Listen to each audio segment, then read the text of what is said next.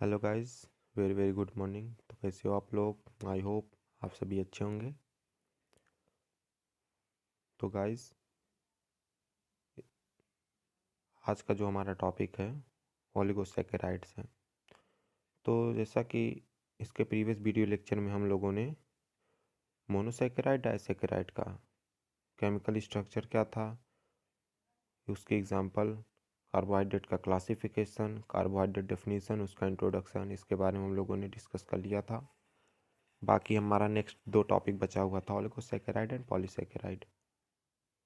तो आज के इस वीडियो में हम लोग ओलिगोसैकेराइड और पॉलीसैकेराइड्स के बारे में देखेंगे। तो आइए स्टार्ट करते हैं आज का सेशन। तो आज के सेशन में, आज का जो सेशन है उसमें हम लोगों को डिस्कस करना है किसके बारे में?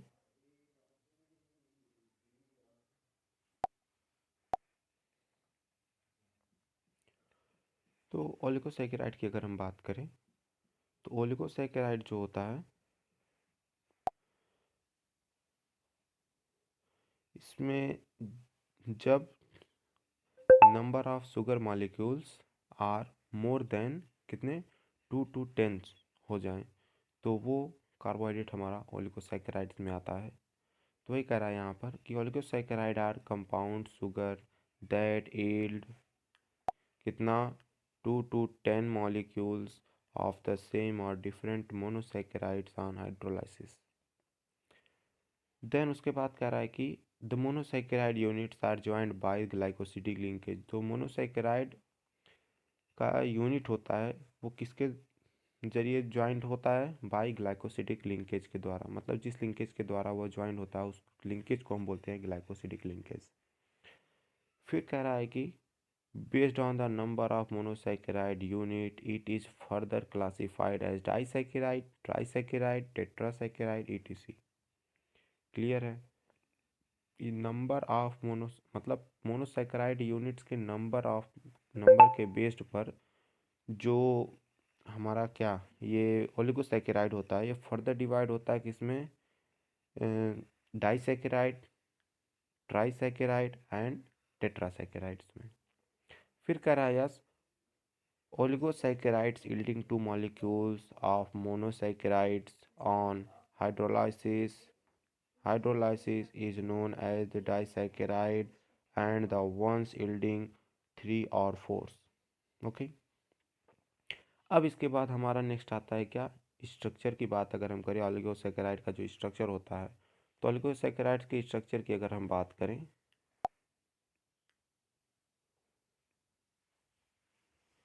तो ओलिगोसैकेराइड के स्ट्रक्चर में कह रहा है कि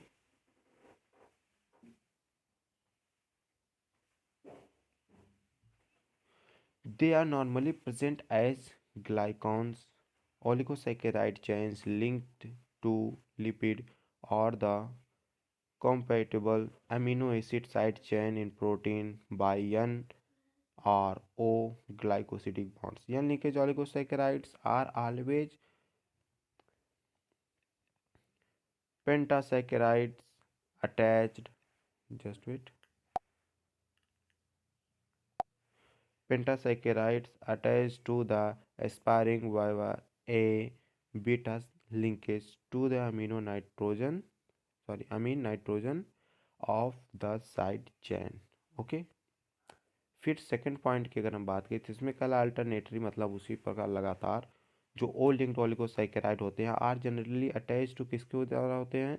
थ्रेओनाइन के द्वारा और सेराइन के द्वारा on the alcohol group of the side chain. जो साइड चैन होता है एल्कोहल ग्रुप का, उस पर क्या होती हैं? अटैच्ड होते हैं थ्रेओनिन या सेराइन। ओके। फिर कह रहा है not all natural oligosaccharides occur as components of glycoprotein और ग्लाइकोलिपिड्स। कह रहा है कि नॉट ऑल मतलब सभी जो हमारे नेचुरल ओलिगोसैकेराइड्स हैं वो जो पाए जाते हैं आर कंपोनेंट्स ऑफ ग्लाइकोप्रोटीन्स और glycolipids. Some, such as the raffinose series, occurs as storage or transport of carbohydrates in plants. Others, such as maltodextrin dextrins or cellodextrins result from the microbial breakdown of larger polysaccharides such as starch or cellulose। तो ये था हमारा structure of oligosaccharides. Then उसके बाद हम आगे आ गए तो यहाँ पर अब दिया है, अभी हम लोगों ने पढ़ा ना एन लिंक्ड ओलिगोसैकेराइड या ओ लिंक्ड ओलिगोसैकेराइड्स, तो अब हमें इन दोनों के बारे में एक डीप स्टडी एक बार कर लेते हैं कि ये होते क्या हैं। तो यहाँ पर जो एन लिंक्ड ओलिगोसैकेराइड्स होते हैं,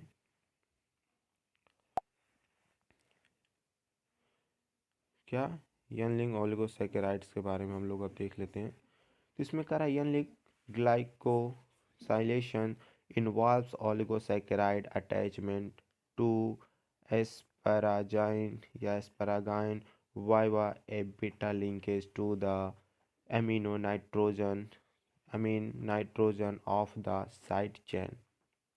ये तो वही सेम लाइन है जो अभी ऊपर हम लोगों ने स्ट्रक्चर ऑफ ओलिगोसैकेराइड्स में पढ़ा था, एन और ओ जो लिंकेज जाकर ऐड करता है वो वाला लाइन था। फिर करा साइड चेन पे ये क्या करते हैं, amine nitrogen of side chain, कह रहा है कि the process of N linked glycosylation occurs contransnationally or concurrently while the protein is being translated। कहने का मतलब है the process of N linked glycosylation, मतलब जो एन लिंक्ड ग्लाइकोसाइलेशन का प्रोसेस अकर्स होता है वो यानी ट्रांसलेशनली और concurrently while the protein is being, जब क्या करता है प्रोटीन इज बीइंग ट्रांसलेटेड, जब प्रोटीन क्या करता है ट्रांसलेट करता है तब। फिर कह रहा है since it is added transnationally it is believed that n linked oligosaccharide help determine of the folding of polypeptide due to the hydrophilic nature of sugar. फिर कह रहा है all N linked oligosaccharide are pentasaccharides 5 monosaccharides long. अब यहाँ पर example दिया है, example के तौर पर ओके। तो एग्जाम्पल तो क्या कर रहा है कि an example of an N linked oligosaccharide shown there with glycosidic या NAC X is any amino acid expect किसका प्रोलाइन, मतलब जो यक्स है यहाँ पर यक्स, यहाँ पर एक यक्स दिया गया है, तो ये जो यक्स की बात कर रहा है वो कोई भी अमीनो एसिड होता है बट किसको प्रोलाइन को छोड़कर, कह रहा ना यक्स is any amino acid and except किसको प्रोलाइन को। तो ये यक्स कोई भी अमीनो एसिड हो सकता है बट किसको प्रोलाइन को छोड़कर। अब ओ लिंक्ड ओलिगोसैकेराइड्स हमारा आता है, ओ लिंक्ड ओलिगोसैकेराइड्स की अगर हम देखें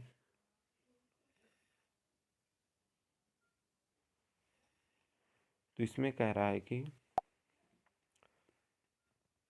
ओ लिंक्ड ओलिगोसैकेराइड ओके। तो oligosaccharide that participates in O linked glycosylation are attached to threonine or serine of the hydroxyl group of the side chain। O-linked glycosylation occurs in the Golgi apparatus या Golgi body भी इसको हम बोल सकते हैं, जिसको हम Golgi काय बोलते हैं, and where monosaccharide units are added to a complete polypeptide chain, मतलब where monosaccharide units are added to a complete polypeptide chain, मतलब जब एक कंप्लीट पॉलीपेप्टाइड चैन से हमारा जो मोनोसैकेराइड होता है यूनिट वो ऐड करता है। सेल सरफेस प्रोटीन, ये बात कर रहा है कि cell surface protein or extra cellular proteins are O glycosylated. फिर कह रहा है कि glycosylation sites in O linked oligosaccharides are determined, क्या कि आर डिटरमाइंड, जस्ट वेट एक मिनट,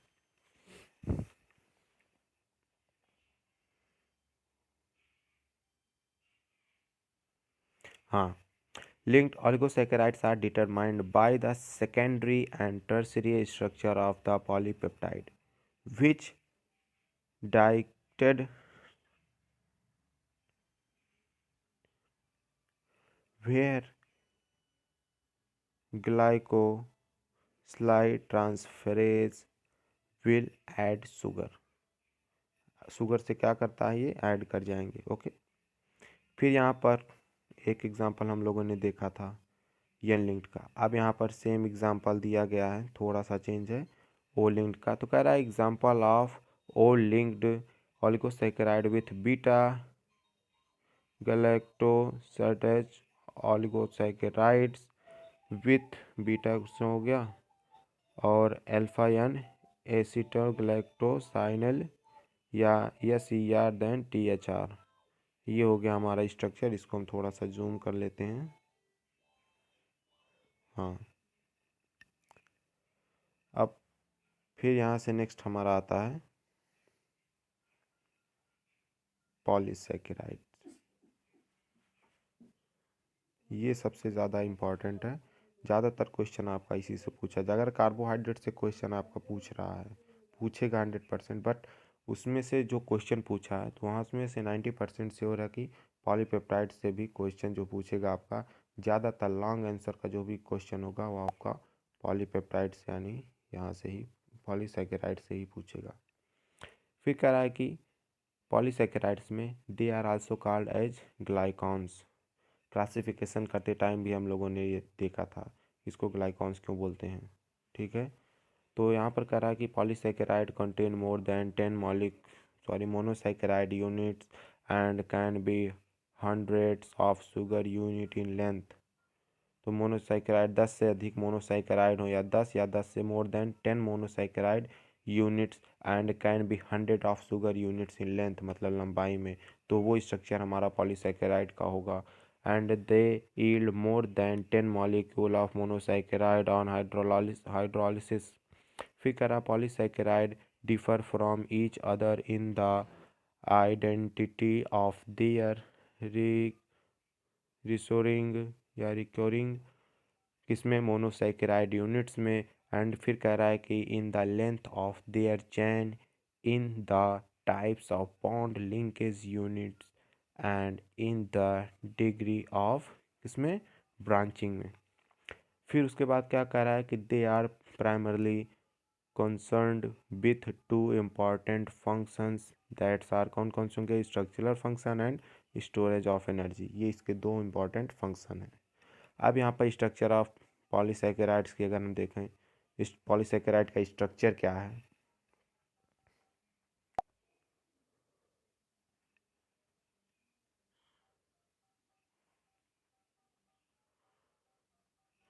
तो कह रहा है कि the two types of glycosidic bonds, क्या कि the two types of glycosidic bonds α14 and α16 in glycogen are shown. तो जो ये स्ट्रक्चर आपका यहाँ पर दिखाया गया है, इस स्ट्रक्चर में आप देख सकते हैं कि एल्फा का जो है 14 एंड α16 दो प्रकार के ग्लाइकोसिडिक बॉन्ड्स यहाँ पर आप शो कर सकते हैं, यहाँ पर शो कराया गया है, तो आप उसे देख सकते हैं। देन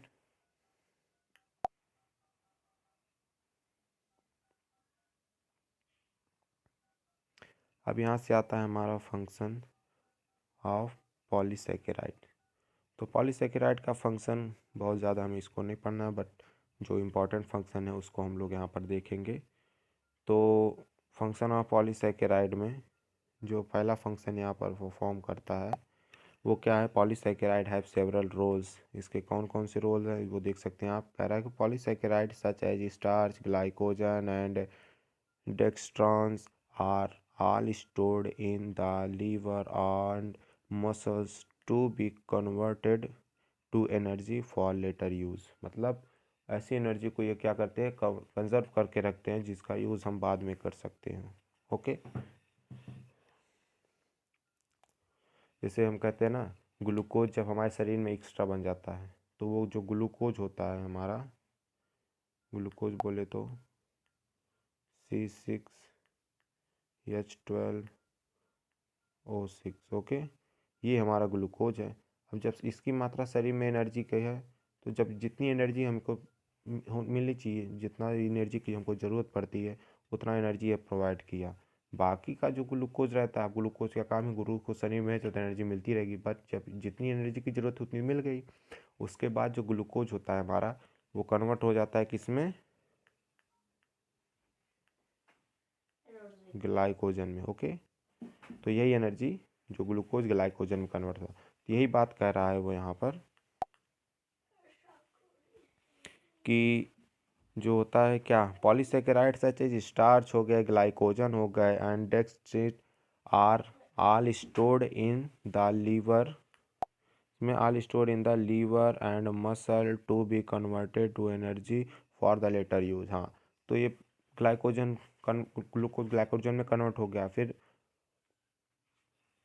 ग्लाइकोलाइसिस का प्रोसेस चलता है, या जो भी प्रोसेस चलता हो, मतलब ग्लाइकोलाइसिस का चले, क्रेब्स साइकिल चले, या आईटीसी चले, ट्रांसपोर्ट चेन का, ये सारे प्रोसेस के जरिए, तो जो ग्लाइकोजन ग्लूकोज ग्लाइकोजन में कन्वर्ट हुआ होता है, फिर से वो ग्लाइकोजन किस में कन्वर्ट हो जाता है, तुरंत कन्वर्ट होगा किसमें, जब एनर्जी की जरूरत पड़ेगी ग्लूकोज में कन्वर्ट होगा, और जैसे ग्लूकोज मिला तैसे हमारे शरीर को एनर्जी प्रोवाइड करना शुरू कर देते हैं, ओके।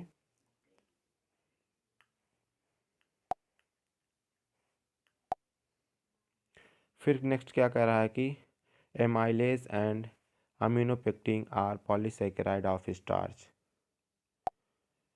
तो जो एमाइलेज होते हैं, एमाइलेज और एमाइलोपेक्टिन, वो स्टार्च के ही क्या होते हैं, पॉलीसेकेराइड होते हैं। स्टार्च तो एक खुद पॉलीसेकेराइड है, बट स्टार्च का भी दो पॉलीसेकेराइड्स हैं, वो एक एमाइलोज है और एक क्या है, हमारा एमाइलोपेक्टिन है, ओके। ये लाइन आप लोग यहाँ पर, ये वाली जो लाइन है इसको आप नोट कर लेंगे, अच्छे से तैयार कर लीजिए। फिर यहाँ पर कह रहा है कि ये काफ़ी बड़ा, इसमें कुछ ज़्यादा फंक्शन के बारे में नहीं दिया, बस प्रोसेस कैसा चलता है उस प्रोसेस को यहाँ पर परफॉर्म करके दिखाया है, ओके। आइए हम अब इसको देखते हैं। तो इसमें कह रहा है कि glycogen is found in animals. अब ग्लाइकोजन की बात आ गई ना, ग्लूकोज ग्लाइकोजन जो रहता है कन्वर्ट, अब उसी की बात कर रहा है कि glycogen is found in animals and it is branched like amylopectin. It is formed by mostly alpha-1,4 glycosidic linkage, but branching occurs more frequently than in किसमें, than in amylopectin, as alpha-1,6 glycosidic linkage occur about every 10 units. Other polysaccharides have structural functions. For example, cellulose is a major component in the structure of plant. Cellulose is made of इसमें repeating beta-1,4 glycosidic bonds. These beta-1,4 glycosidic bonds, unlike the alpha-1,4 glycosidic bonds for cellulose, to form long and इसमें study में straight chain, मतलब एक सीधी chain के रूप में, जो कि can interact with one and other through hydrogen bonds to form fiber, मतलब फाइबर के फॉर्मेशन में वो क्या करते हैं, एंड किसमें, स्ट्रेट चैन दैट इंटरेक्ट करते हैं किसमें, विथ वन एंड अदर किससे, थ्रू हाइड्रोजन बॉन्ड्स के जरिए, और फिर वो क्या फॉर्म करते हैं, फाइबर्स को वो फॉर्म करते हैं, ओके। अब हम लोगों ने कार्बोहाइड्रेट्स के टाइप्स को पढ़ लिया, उसका क्लासिफिकेशन जो भी था सब पढ़ लिया है। अब देन इसके बाद हमारा आता है फंक्शन ऑफ कार्बोहाइड्रेट्स, ओके। अब कार्बोहाइड्रेट का क्या फंक्शन है उसके बारे में अब हम लोग पढ़ेंगे।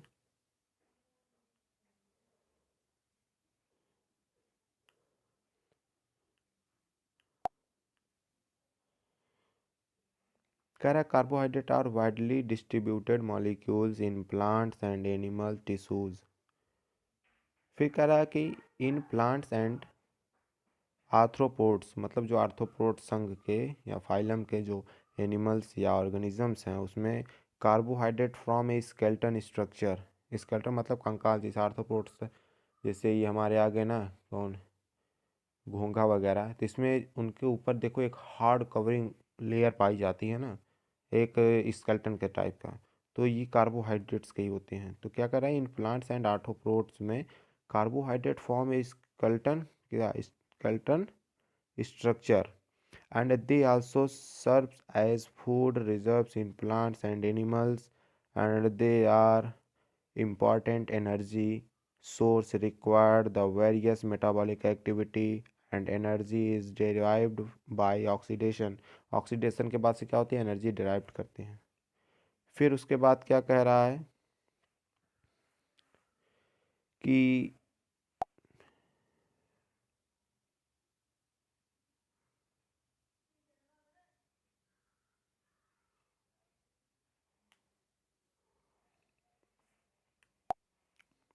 कह रहा है कि living organism use carbohydrates as accessible energy to fuel cellular reactions। Okay, फिर करा they are the most abundant dietary source of energy. 4 kilo calorie per gram, मतलब 1 ग्राम में कितनी 4 किलो कैलोरी एनर्जी प्रोड्यूस होती है कार्बोहाइड्रेट से। फॉर ऑल लिविंग बींग्स, सभी जितने भी हमारे लिविंग ऑर्गेनिजम्स या लिविंग बींग्स हैं उन सभी में। ओके, फिर कह रहा है carbohydrate along with being of the chief energy source in many animals are instant source of energy। फिर कह रहा है glucose is broken down by glycolysis Krebs cycle to yield ATP. तो कह रहा है जो ग्लूकोज होता है is broken down by glycolysis and Krebs cycle to yield ATP. अब ग्लाइकोजन था, जैसे अभी हम लोगों ने ऊपर पढ़ा क्या ग्लाइकोजन के बारे में, जस्ट वेट,